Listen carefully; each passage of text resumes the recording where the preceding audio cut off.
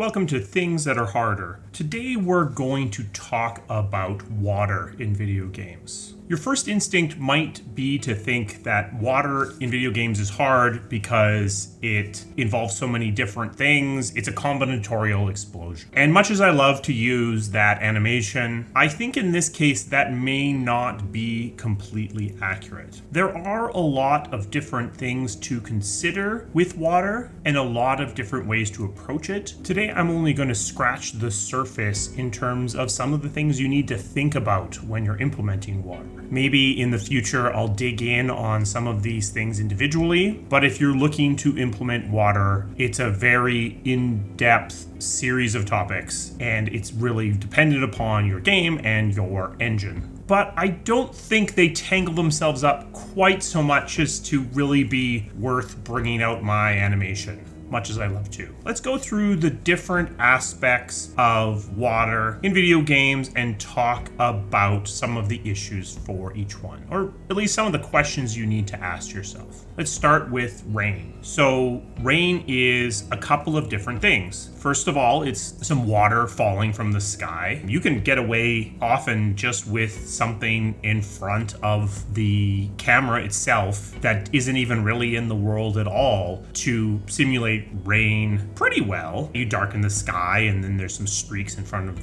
the camera. But then you are left with some additional questions. When it's raining, do things get wet? Do you have a different shader or a change to the material so that things can get wet? Do you have rivulets of rain running down rocks and walls when it's raining? Because that's pretty cool, but it does require you to know which way a surface is facing so that you can properly display that motion. And if objects get wet, how do they dry out? Do they just instantly become dry when it stops raining? And then if it's raining, does rain accumulate and create puddles? And if it creates puddles, does the rain show in those puddles? Do you get little ripples from the rain dropping into the puddles? If you have puddles, you need to ask questions about player interaction. So when a player steps in that puddle, does it make a sound? Does it make a splash? Do their foot's now wet? Do they leave footsteps on the dry surfaces around the puddle? Snow is very similar to rain for the questions you need to ask. The questions around surfaces are a little bit different because snow accumulates. So do you allow it to accumulate on things and form piles on the ground? And if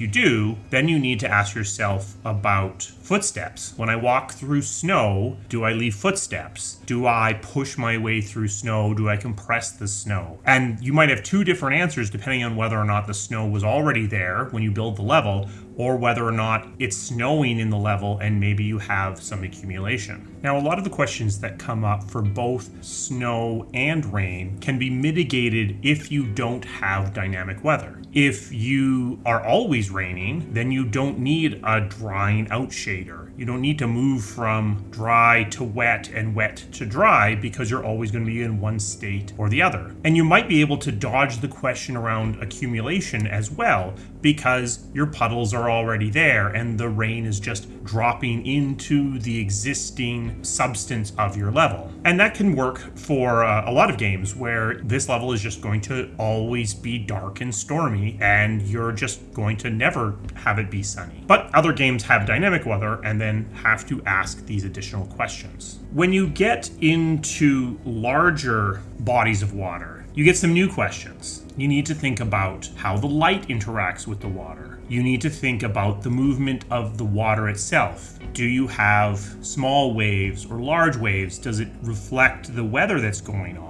And can the player interact with that larger body of water? If you have a relatively still body of water, player interaction isn't too bad because you know where the surface of the water is, you know how high up on the player that's going to be, so you can play a ripple there and maybe a little bit of a splash visual effect, and that'll get the job done. If you have much more active water, then you have a bigger problem because the surface of the water is much more variable and it doesn't really make a ton of sense that there isn't a force being applied to the player as they try to move through this very heavy body smashing into them. If you have waves, larger waves will break and you'll get a white cap on the top. Are you going to take that into account? Are you going to show that in your water simulation? If you allow swimming, then you are interacting with the surface of the water and you're bobbing along and you have splashes at the various places where the player is interacting with the water. The same thing is if you have a boat skimming along the surface of the water, though the boat's a little bit simpler to deal with. But if you have swimming, then you have to ask, do you have underwater? Because underwater changes the lighting environment again. You have the light interacting with the water in different ways.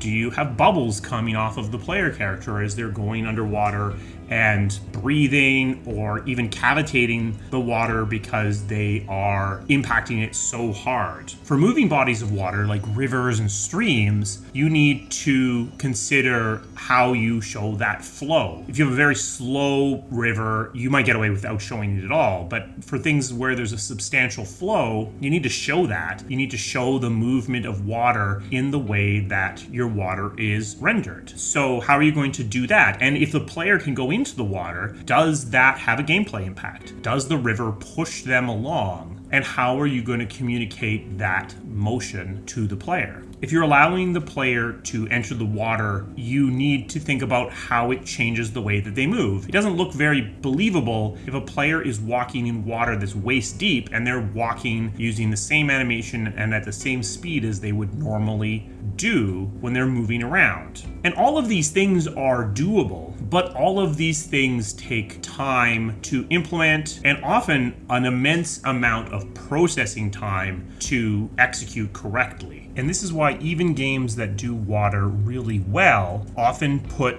really tight restrictions on that water. They might have beautiful waves, but not let the player walk into the water. They might have really interesting water interactions, but the waves are always really gentle. They might have puddles and cool rivulets on every single surface, but the weather changes only when you're outside of the level because you need to collapse the space of possibility. So the thing that ultimately makes water harder than you think is because it's always going to be a series of compromises, and you need to think about how you're going to make water be the best implementation that is appropriate to your game given the budget that you have, so that you're not overspending on the feature, but where you are interacting with the water, you're giving players the experience that they're looking for. Now, I'm releasing this video on a Friday in support of teamseas, which is a YouTube campaign started by Mr. Beast and Mark Rober to try to raise $30 million